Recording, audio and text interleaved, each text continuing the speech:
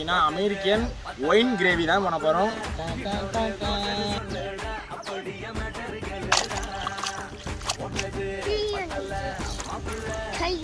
புதினா எல்லாம் சேர்த்துக்கலாம், பச்சை மிளகாய் சேர்த்துக்கலாம், பூண்டு சேர்த்துக்கலாம், இஞ்சி சேர்த்துக்கலாம், சின்ன வெங்காயம் சேர்த்துக்கலாம்,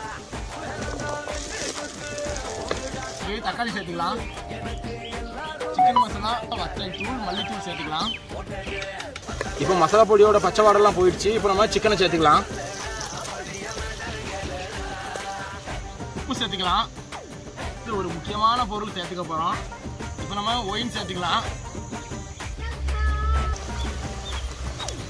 அமெரிக்கன் ஒயின் சிக்கன் இப்போ ரெடி ஆயிடுச்சு.